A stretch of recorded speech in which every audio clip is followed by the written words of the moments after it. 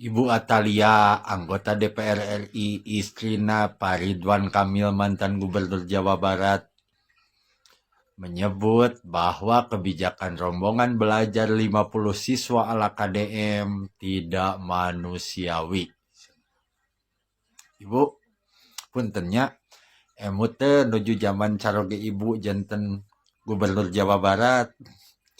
Nah, pengucuran dana hibah anu awut-awutan teu ecreg eta manusiawi, Bu. Terus nah Pak Gubernur kulem sareng nu montok eta manusiawi, Bu. Terus nah korupsi dana iklan Bank BJB eta manusiawi henteu, Bu. Terus bakatku hayang jadi gubernur DKI RK anu tadina bobotoh make baju dejek. Tete Bu teu manusiawi, jang bobotoh mah teu nyari. Itu Gusti Ibu tos we fokusna atuh ulah nyental-nyentil KDM-nya. Karunya bisa dibalikeun, gampil pisan malikeunna atuh da. Nya fokus we kana tugas Ibu lah menjerap aspirasi masyarakat. Nya ulah sinir sampir lah. Hawatos abdi mah nya Bu, hapunten. Punten cenah guys, aduh hawatos cenah abi mah muhun Pak abi kayak dipabari pisan ngabalikeun teh guys cenah. Kumaha nya? Gimana ya? Apa kata si bapak ini teh gampang gitu buat ngebalikin perkataan Atalia ini gitu guys ya. Apa sosok istri mantan Gubernur Jawa Barat Ridwan Kamil gitu. Aduh ada-ada saja ya. Asa teka harti ka pamajikan Ridwan Kamil make nyebutkan ngomong ke KDM cina dengan siswa yang 50 di sekolahan itu tidak manusiawi. Beungeut hurung ai maneh. Ari eta dana hibah kota acak-acakan keur salaki maneh ngajabat eta manusiawi dan teu pohok eta pan maneh ge ngalebok meureun ngadahar heuh. Ari eta hutang BPJS anu kot 200 miliar eta teh eta manusiawi henteu. Da teh lamun anu ngadahar eta duit eta teh dosa teh. Kumaha lamun anu warga nu paeh teh gara-gara masalah eta. Saha nu nanggung dosana mah? Ngomong siga anu heueuh siga anu bener. Ai bebeungetan hurung. Bagong. Nah, gini guys, si bapak ini emosi sekali ya guys ya. Ya saya juga emosi gitu guys, kayak apa ya? Bisa-bisanya gitu. Beliau ini berkata seperti itu gitu. Apa mengkritik kebijakan Kang Deddy Mulyadi gitu. Padahal apa namanya? Suaminya sendiri juga seharusnya banyak kritikan gitu guys. Kenapa tidak urusan suaminya saja gitu ya? Ya lagi pula nggak usah diurus sih lah, udah nggak jadi gubernur juga sekarang ya. Mantan gubernur yang aduh obrak-abrik acak-acakan guys. Sampai ada kasus selingkuh segala, ada kasus korupsi segala itu kan aduh. Mari simak video selanjutnya saja guys. Asa wawuhnya pamajikan saya nya. Siga pamajikan si eta. Kieu Bu, Ibu ulah melihat dari sebelah pihak ti guru hungkulnya. Berarti guru yang ngeluhnya aya murid 50, muridnya sakelas. Nah, buah-buah muridnya supaya Ibu 50 teh dikurangi supaya dilempar ke swasta gitu nya maksudnya. Bu, ye nya eta teh masyarakat teh Bu hayang asup ka negeri teh sangkan naon nya sangkan ekonomi keuangan keur sulit Bu. Uitna eueuh itu sangkan hayang asup ka negeri teh kitu. Nah makana kakarek ayeuna ye gubernur ayeuna hebatnya sakelas teh 50 ayo kajeun engke urang bertahap kaharupna urang nyieun sekolahan anyar gitu. Nah ayeuna teh kebijakannya ti gubernur anu alus anu ayeuna tapi nya eta gitu. Mendingan Ibu mah kieu we sebagai orang Jawa Baratnya mendingan Ibu dorong Bu, sebab Ibu kan anggota DPR RI, dorong Bu supaya gubernur ayeuna Pak Deddy Mulyadi titah ngaaudit Masjid Al Jabar Bu, cenah eta ge cenah gitu Bu, cenah eta gitu. Terus audit hibah Bu, Di tahun 2019 tapi ke tahun 2004 audit bu itu si jadi bu BPJS bu ngutang kene cenah ratusan miliar. Lamun ibu eta bisa ngedorong eta angkat jempol masyarakat bu ka ibu keren bu hidup ibu. Hidup ibu. Kemarin Pak Presiden apa kita ya bilang hidup Jokowi, terus apa namanya apa Gus Miftah hidup blonde, sekarang hidup ibu ya. Hidup ibu. Aduh. Sentil rombel 50 siswa ala Deddy Mulyadi. Atalia istri Ridwan Kamil coba diskusi sama gurunya. Atalia kerap mendapat curhat dari para guru mengenai kebijakan Deddy Mulyadi. Asik. Aduh, sentil. Oh, disentil balik gampang, disentil baliknya gitu. Nih, kita lihat saja ya. Sentilan balik dari Kang Deddy Mulyadi gitu. Sesuai fakta loh ini. Kang Deddy Mulyadi nyentilnya sesuai data gitu, guys. Kita lihat saja.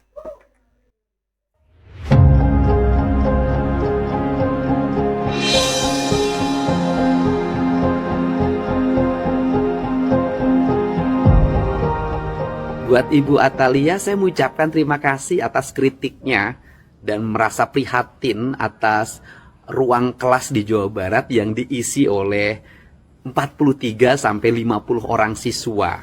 Dan tidak semuanya Bu, hanya 38 sekolah yang merekrut 43 sampai 50 siswa. Dan itu pun kami lakukan terpaksa dibanding mereka tidak sekolah. Mereka tinggal rumahnya dekat sekolah. Jadi kalau dia harus bergeser ke tempat lain yang jauh, bisa jadi mereka putus sekolah.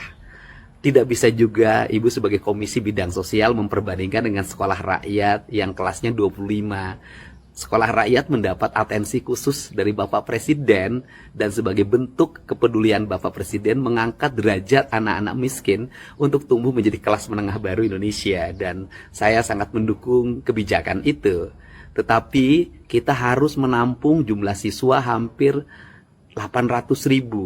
Dan yang terserap oleh sekolah pemerintah juga tidak semuanya. Hanya 40% dari total siswa yang dihasilkan. Dan kemudian kenapa ini terjadi? Ini terjadi karena di Provinsi Jawa Barat sejak tahun 2020 sampai saat ini membangun sekolah barunya sangat sedikit. Boleh Bu saya sampaikan data pembangunan SMA dan SMK yang menjadi kewenangan Provinsi Jawa Barat sejak tahun 2020. Tahun 2020 Provinsi Jawa Barat tidak membangun satupun unit sekolah baru SMA dan SMK. Tahun 2021 hanya membangun unit sekolah baru SMA sebanyak 2 unit. Tahun 2022 hanya membangun 1 unit. Tahun 2023 membangun 6 unit, yaitu 1 SMA, 3 SMK, dan 2 SLB. Tahun 2024 membangun 5 unit, 1 SLB, 3 SMA, dan 1 SMK. Nah, tahun 2025 membangun 15 unit, 11 SMK, 2 SLB, dan 2 SMK. Insya Allah Bu, tahun depan saya akan membangun 50 unit agar anak-anak di Jawa Barat bisa sekolah dengan baik. Untuk itu saya ucapkan terima kasih atas perhatian Ibu yang begitu peduli terhadap dunia pendidikan di Jawa Barat. Salam hormat buat Pak RK, semoga Bapak dan Ibu sehat dan bahagia selalu. Oh guys, apa namanya, Pak RK ini menjabat sebagai gubernur itu kan dari 2018. Tahun 2020 nggak bikin sekolah sama sekali kan. Sampai 2024 tuh bikin sekolah tuh nambah, cuman dikit gitu. Nah, Kang Deddy Mulyadi itu menambah rombongan kelas, nambah juga sekolahnya guys. Yang dibangun semenjak kepemimpinan Provinsi Jawa Barat, maksudnya semenjak Kang Deddy Mulyadi menjadi gubernur itu langsung ditambah jadi 15. Insya Allah tahun depan 50. Wah, jadi 50 siswa itu udah nggak rombongan belajar 50 siswa itu udah nggak berpengaruh lagi guys gitu ya. Nggak, maksudnya itu nggak berpengaruh tuh kalau misalkan Mas di tahun depan udah dibangun ya 50 sekolah baru, masih ada yang kritik tentang rombongan belajar 50. Wah itu keterlaluan sih. Keterlaluannya gimana ya, kayak sekolah sudah ditambah segitu banyaknya masih ada yang kritik, itu kan aduh, logikanya di mana gitu. Nah, ini kan Kang Deddy Mulyadi mewujudkan kebijakannya. Maksudnya mewujudkan tuh apa? Merealisasikannya itu dengan secara matang gitu. Bukan alih-alih hanya memberikan rombongan belajar, menambahkan rombongan belajar menjadi 50. Sekolahnya juga ditambah gitu, bukan rombongan belajarnya doang. Jadi ya 50 siswa dalam per kelas tuh bakal ketampung semua gitu sama sekolah-sekolah baru juga gitu, guys. Nah, kalau banyak sekolah baru, rumah masyarakat gitu ya, rumah siswa yang jauh dari sekolah itu kan bisa menjadi lebih dekat dengan sekolah baru gitu kan. Nah, itu kan membantu lagi gitu, guys. Wah, sungguh bijak sekali gitu kebijakan Kang Deddy Mulyadi itu. Kebijakan yang betul bisa dibilang bijak gitu. Ya, bukan kebijakan aur-auran gitu. Seperti si Eta. Aduh, salah kina gitu ah. Mari simak video selanjutnya saja, guys.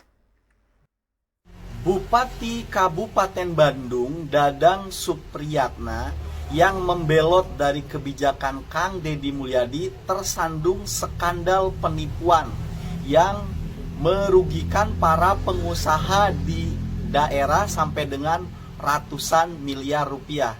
Seperti kita ketahui bersama, Dadang Supriyatna ini adalah salah satu bupati yang membelot dari kebijakan Kang Deddy Mulyadi. Salah satunya yaitu adalah tentang study tour. Dia punya aturan sendiri membolehkan study tour dengan catatan bla bla bla. Dan kita ketahui Dadang Supriyatna ini adalah kader dari PKB, yang mana dia ini sering tertimpa kasus dari jejak digitalnya. Coba kamu perhatikan dari tahun 2023, 2024, 2025, dia tuh sering banget kena skandal kasus begitu loh ya. Nah, kemudian kita juga ketahui dia ini kan dari Partai Kebangkitan Bangsa yang di beberapa bulan silam sempat menuduh Kang Deddy Mulyadi itu adalah gubernur lambe turah. Nih buat Caimin, kader-kader kalian ternyata bermasalah begitu loh ya. Coba ini tolong Caimin ya kan, ditelusuri nih kader kalian, apalagi Dadang Supriyatna sebagai ketua DPC di Bandung sana. Nah, pada kesempatan kali ini kita coba akan membongkar skandal besar ya kan, penipuan yang diduga dilakukan oleh Dadang Supriyatna ini lewat alatnya yaitu BUMD ya kan, BUMD di Kabupaten Bandung untuk melakukan penipuan, mengambil keuntungan dengan merugikan para pengusaha di daerah ini begitu loh. Dan ini sudah dibahas sampai ya kurang lebih 1 jam lah ya di podcastnya Bambang Wijoyanto. Kalau kalian belum paham ya kan, di sini saya akan mencoba menjelaskan kepada kalian itu secara lebih sederhana gitu loh, biar mudah dipahami dan gak usah nonton sampai berjam-jam. Cukup di sini aja kurang lebih sekitar 10-12 menit aja. Nah, guys, berhubung videonya ini lama, bagi yang suka ngerokok, ngopi, siapkan dulu kopinya. Mari kita simak video berdurasi 10 menit ini gitu, guys. Ini cukup lama gitu. Jadi ya sambil santai-santai aja gitu ya. Sambil nyantui-nyantui, ngopi-ngopi gitu ya, biar lebih encer juga kita memahaminya gitu. Mari kita simak saja dari abang ini ya, yang berusaha menjelaskan lebih detail terkait skandal dari Bupati Bandung ini gitu, guys. Ya, oke. Jadi yang dilakukan oleh si Dadang Supriyatna ini memang sedikit halus permainannya ya, modus operandi itu sedikit halus karena dia menggunakan BUMD. Ini cara untuk cuci tangannya sepertinya kalau penegak hukumnya nggak cerdik-cerdik amat, dia bisa lepas nih dari jeratan ini ya kan, permainannya halus. Tetapi saya di sini ingin menjelaskan kepada kalian ya kan, mudah-mudahan kalian bisa lebih cerdik, bisa lebih cerdas daripada penegak hukum. Kalau penegak hukum gak bisa sampai menelusuri Dadang Supriyatna dan Dadang Supriyatna ini sampai lolos ya kan, berarti ini lebih cerdas kalian nih. Ya, jadi begini, kalau saya sederhanakan nih, modus operandinya tuh begini. Dia menggunakan alat BUMD ya kan, dengan cara apa? Dengan cara membuka tender proyek pemerintah begitu loh ya. Misalkan nih, kalau yang di kasus itu kan proyeknya tentang pangan begitu. Tetapi biar kalian lebih mudahnya misalkan begini nih. BUMD ya kan punya rencana ingin membangun jalan 1 kilometer. Oke. Nah, kemudian dia buka tender. Ditawarkanlah kepada para pengusaha swasta ini. Oke. Nah, untuk membangun jalan 1 kilometer, nah si para pengusaha ini diiming-imingi yaitu loh. Ayo kamu pinjem ke bank untuk bangun jalan 1 kilometer. Dan di situ butuh aspal, butuh pekerja dan lain sebagainya. Nah, silakan kamu pinjem ke bank, kemudian kami berikan asuransi, yaitu apa? Selain asuransi dari swasta, juga sebagai ada jaminannya, ini dijamin oleh APBD, begitu loh. Dari dana pemerintah kabupaten, begitu. Jadi gak usah khawatir gitu loh. Akhirnya si para pengusaha swasta ini kan minjem duit nih ke bank, kemudian menjalankan proyek, ya kan? Nah, kemudian nanti dibayarnya itu secara berkala, misalkan, ya kan? Setelah 1 meter dibangun tuh jalan, kemudian dicairkanlah nih dari BUMD, ya kan? Dibayar ke pengusaha. Masuk ke 2 meter, dibayar lagi. Tetapi si pengusaha kan udah pinjem duluan nih ke bank, oke? Tetapi menurut di podcast itu, pada kenyataannya hanya lancar di 1 meter pertama, 2 meter pertama dibayar lancar. Di meter ketiga dan selanjutnya nggak dibayar. Sampai sekarang itu yang 1 kilometer selesai dikerjakan kan oleh si pengusaha swasta ini, ya kan? Dia dengan hasil minjem ke bank, ya kan? Tetapi oleh BUMD Kabupaten Bandung tidak dibayarkan kepada pengusaha gitu loh. Jadi nggak dibayar nih si duit ini. Padahal si pengusaha udah pinjem duluan dari bank gitu loh. Nah, kenapa si BUMD ini nggak bayar, ya kan? Yaitu duitnya kan gini, bikin jalan 1 kilo, kan dia juga ngajukan nih ke pemerintah pusat, digelontorkanlah dana, ya kan? Nah, ternyata dana yang digelontorkan dari pusat ditilep mereka, harusnya dibayarin ke para pengusaha swasta, tapi ditilep nih sama mereka, nggak dibayarin ke para pengusaha swasta, gitu kan? Nah, kok enak aja nih si BUMD-nya yang katanya dikaitkan dengan Bupati Kabupaten Bandung ini, kok enak banget dia nggak bayar, karena dia pakai strategi halus, yaitu apa? Yang pinjem ke bank itu atas nama pengusaha swasta, bukan atas nama si BUMD gitu loh. Jadi yang punya tanggungan untuk membayar ke bank itu menjadi tanggung jawab pengusaha. Artinya yang akan dikejar-kejar itu adalah pengusaha swastanya, ya gitu loh. Nah, si pemerintah ini lepas tangan gitu loh. Adapun misalkan ada perjanjian di awal dan lain sebagainya, sebelumnya dijebak dulu. Misalkan nih cara menjebaknya nih, pihak BUMD, pihak pemerintahnya ngajak main belakang. Di awal itu ya, deal-dealannya itu deal-dealan kotor dengan si pengusaha ini gitu loh. Nah, si pengusaha ini kemungkinan terjebak dengan ini. Akhirnya ketika si pengusaha ini mau nuntut untuk bayar ke bank, dia juga punya kartu asnya.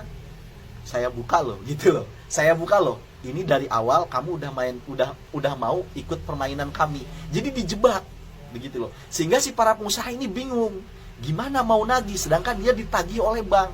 Nah, si BUMD-nya juga ini, ya kan, sejak awal sudah main jebak-jebakan nih dengan si para pengusaha ini. Itu sih analisis saya. Kalau di podcast itu kan si para pengusahanya mengaku, ya maksudnya itu mereka lah yang paling benar, yang paling jujur. Tapi kan di belakang kita nggak tahu kenapa mereka sampai terjebak gitu loh, sampai dengan puluhan miliar. Mungkin ya analisis saya, dari awal memang sudah dijebak dengan cara-cara main kotor. Nah, kebetulan si pengusaha swasta ini terjebak juga, sehingga ketika sekarang mau nagih, nah ini dibelit-belitin gitu loh sama si BUMD-nya. Nah, kemudian si bupatinya ini juga main aman, karena si BUMD ini nanti diusahakan jangan sampai mengait-ngaitkan namanya begitu loh dalam struktur dalam perjanjian surat menyurat itu hanya pengusaha dan BUMD. Di situ tidak terkait dengan si bupati, padahal yang mengontrol BUMD ini melakukan itu, keuntungannya juga dialirkan kepada si bupati, tapi si bupati lepas tangan tuh dari segala macam surat perjanjian. Makanya ini dia bisa terlepas dari jeratan hukum ini. Nah, yang bingung ini ya memang pengusaha ini, yang dari awal sudah masuk jebakan, dia minjem ke bank, sekarang yang dikejar-kejar oleh bank si swasta ini. Nah, gitu dia. Itu permainan modus operandinya kalau kita terjemahkan dengan sederhana itu begitu. Nah, buat penyidik nih, buat para penegak hukum, kalau mau menelusuri kasus ini harus dipahami permainannya itu seperti itu, begitu loh. Artinya dibuka aja bener-bener nih, dikorek si para pengusaha swasta yang sekarang dirugikan ini dulu di awal kalian dijebak seperti apa. Nah, hanya nanti kalau duit kalian mau keluar, jujur dari awal, jebakan apa yang dibuat oleh BUMD dan si bupati ini. Dibuka tuh kan, ya kan, modusnya seperti apa, jebakannya seperti apa, baru itu bisa ketemu alur ke si bupatinya. Bisa tuh dijerat ini si bupati. Tapi kalau penegak hukumnya nggak sejeli itu, udah kacau, ya kan. Ini udah bakal menguap aja, ya rugi itu si boncos aja itu, siap-siap ditagih debt collector sama pihak banknya. Itu kira-kira analisis saya. Di sini sifatnya bukan tuduhan ya. Ini ya boleh katakan asumsi lah ya. Gimana menurut kalian? Emang alam semesta tidak akan pernah diam. Orang-orang yang membelot sama Kang Deddy Mulyadi ternyata anjir, busuk gitu. Terima kasih karena sudah menyimak, semoga bermanfaat. Ya kalau dari analisis saya pribadi ya, ini ibaratnya cara permainan dari seorang Bupati Kabupaten Bandung ini ya, Bupati Bandung ini seperti ala-ala mafia gitu guys, kayak mengkambing hitamkan pendukungnya, ibaratnya mengorbankan pendukungnya dengan musuhnya gitu. Jadi beliau ini tidak pandang bulu, kayak ibaratnya saya punya, kalau dari analisis saya, ibaratnya saya punya perusahaan, saya punya tangan kanan, namanya tangan kanan itu sangat saya percayai, tapi tangan kanan saya ini saya jadi korbankan demi keuntungan saya pribadi gitu. Jadi ibaratnya saya menjerumuskan tangan kanan saya ke pihak hukum dengan pengusaha yang kita tipu gitu kan, ke pihak hukum juga ke tindak pidana juga gitu guys. Walaupun itu tangan kanan saya yang seharusnya saya lindungi gitu karena saya percaya beliau gitu. Tapi ya karena beliau ini egois gitu ya, ingin mengambil keuntungan pribadi sendiri ya, ala-ala mafia gitu kan, tidak pandang bulu siapapun siapapun yang dia korbankan, yang penting dapat untung gitu kan. Ya udah, hati korbankan aja BUMD ini dengan para pengusaha ini gitu kan. Jadi beliau ini terlepas dari jeratan hukum gitu kan, yang terjerat hukum BUMD dengan sang pengusaha gitu. Itu analisis saya, asumsi saya ya seperti itu gitu ya. Ya kalau yang saya dapat dari sini. Nah, menurut kalian bagaimana guys? Tulis saja di kolom komentar tentang penjelasan dari abang ini gitu. Asumsi yang kalian dapat dari si abang ini gitu ya, setelah menyimak video berdurasi 10 menit ini gitu guys. Ya, 10 menit cukup lah ngudut sebatang gitu ya. Oke, udah selesai ya videonya, mari kita simak video selanjutnya. Pak Dadang Supriyatna, Bupati Bandung kamari piralnya izinan studi tour. Ayeuna geus viral deui wae. Bari aduh ieu mah kasusna rada abot ya. Pak Dadang Supriyatna diduga terlibat penipuan terhadap pengusaha gede deui nya. Pil 100-an miliarnya ningali dina podcastna Bambang Wijoyanto kamari nu mantan KPK teh ya. Pengusahana diwawancara, anjir gila lamun nyaan gitu. Aduh Pak Dadang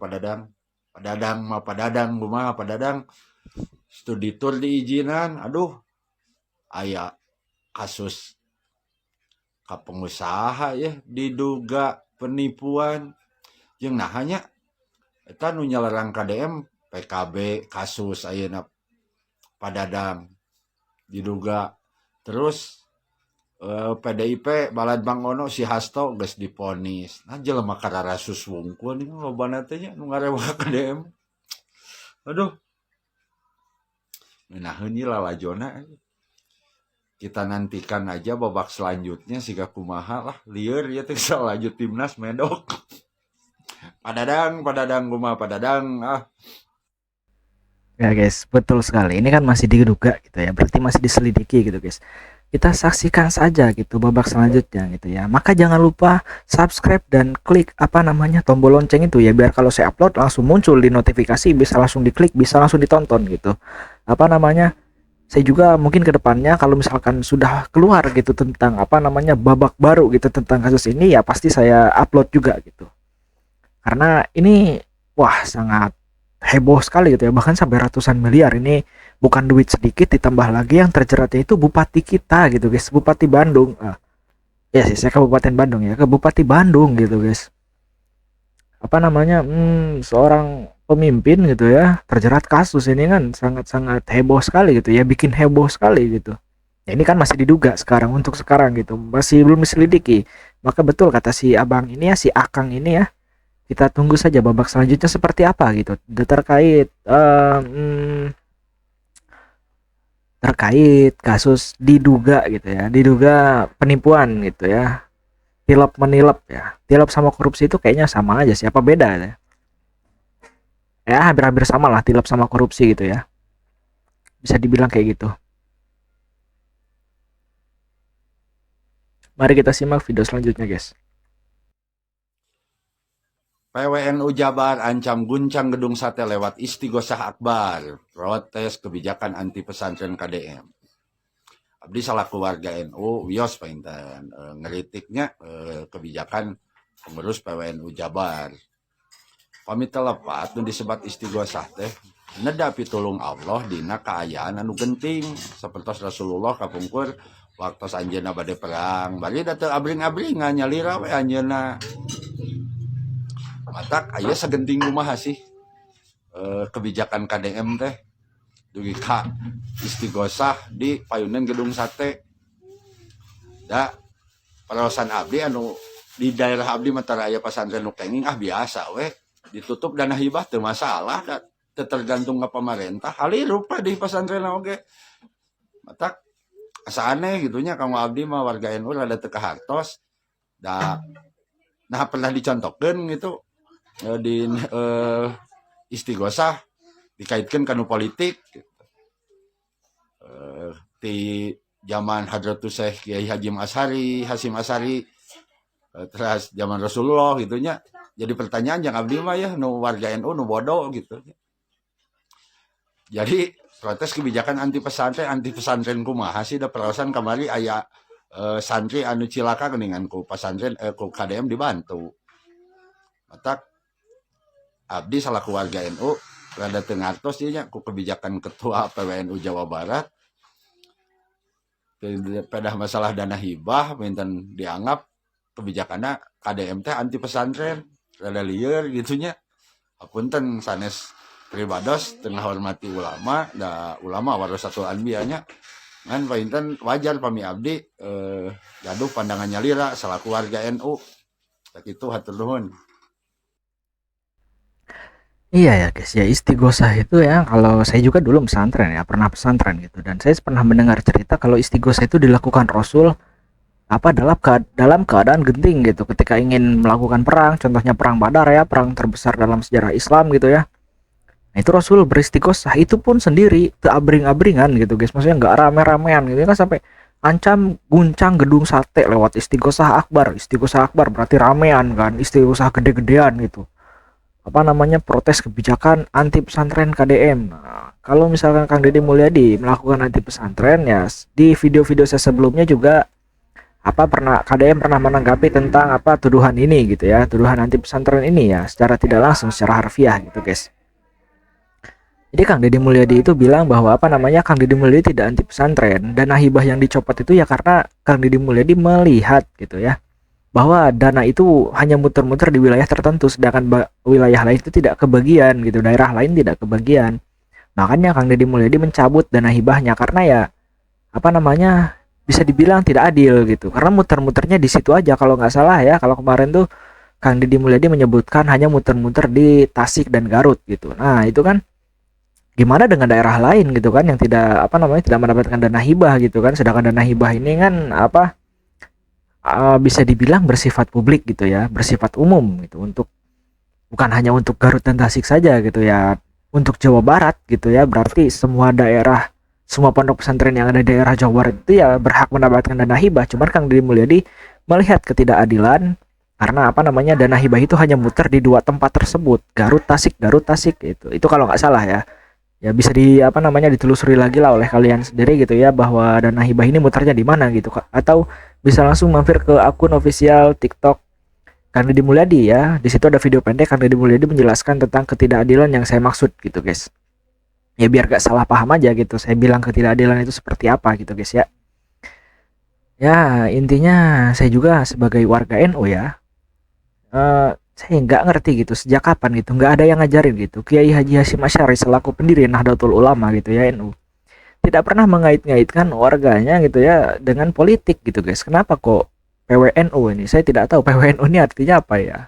Ya mungkin orang penting di NU gitu ya, entah pemimpin NU atau seperti apa, mengancam guncang gedung sate lewat istighosa akbar gitu, protes kebijakan. Nah, kebijakan apa KDM ini kan bersifat politik gitu. NU ini bersifat agamis gitu. Sejak kapan agamis disangkut pautkan dengan politis gitu. Nah, apalagi untuk khususnya NU gitu ya, karena di sini PWNU gitu.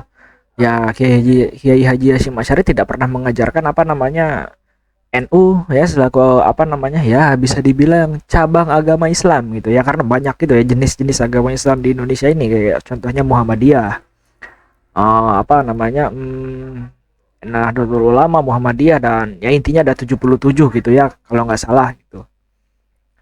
Ini nggak masuk akal gitu ya, nggak ada ajaran dari sananya gitu, dan cuman perkara dana hibah gitu. Banyak kok pesantren yang nggak dapat dana hibah itu nggak keluar kayak gini gitu guys. Saya heran gitu ya. Ya cukup sekian saja video kita kali ini. Terima kasih sudah menonton sampai akhir. Jangan lupa berikan asumsi kalian di kolom komentar gitu ya. Komentar tentang apa namanya, apa yang kalian dapat tentang terkait kasus apa diduga gitu ya, diduga kasus penipuannya Bupati Bandung tadi gitu ya. Ya kalau misalkan udah lupa lagi bisa ditonton ulang lagi gitu ya, di bagian apa penjelasan si Akang berbaju kuning tentang apa diduga kasus ini ya, kasus Bupati Bandung ini yang diduga gitu, Bupati Bandung yang diduga terkait terjerat kasus penipuan gitu. Nah sama yang kedua, komentar juga nih tentang apa namanya asumsi kalian tentang PWNU ini gitu, kenapa menyangkut pautkan agamis dengan politis gitu, maksudnya agama dengan politik tuh disangkut pautkan, itu kenapa gitu ya. Kalian bisa berasumsi di kolom komentar gitu ya, saya tidak akan menutup komentar gitu ya, bukan seperti apa namanya penyinyir KDM gitu yang sering menutup komentar gitu karena takut diserang. Kalau saya enggak lah ya, ketika diserang di sosial media itu kalau kata saya memang apa hal yang wajar gitu, entah kita dikatain fisik, entah apa namanya diancam segala gini, selagi ancamannya belum terlihat gitu ya, kata saya mah ya, selagi apa namanya kalau cuman main fisik di sosial media gitu, kita dibuatkan video terus diviralkan orang lain, ya fine aja, toh nggak mengganggu pekerjaan kita. Kalau misalkan apa namanya itu mengganggu mental gitu ya, apa namanya dihujat netizen itu mengganggu mental. Iya, dulu saya sering dihujat gitu ya. Ya bukan masalah politik ya, mungkin masalah-masalah lain gitu ya. Saya pernah dihujat di permasalahan lain ya. Entah itu debat apa namanya, debat tentang teknologi atau apa, karena saya juga suka teknologi gitu di beberapa media sosial gitu ya, kayak membahas chipset HP gitu, spesifikasi HP. Saya pernah berdebat dengan seseorang, lalu saya ternyata ucapan saya itu salah dan menyinggung, lalu saya dihujat. Nah, memang dihujat itu mengganggu mental gitu guys. Tapi kan kalau prinsip saya ya, kalau misalkan belum siap dihujat, jangan bersuara gitu. Kalau kalian bersuara terus ada yang nggak suka, pasti dihujat gitu sama yang nggak suka. Nah, ya intinya terima kasih sudah menonton video sampai akhir ya. Semoga kita diberikan rezeki yang lancar gitu ya, kesehatan yang terus menerus gitu. Ya, saya Reno Reaction pamit undur diri. Assalamualaikum warahmatullahi wabarakatuh.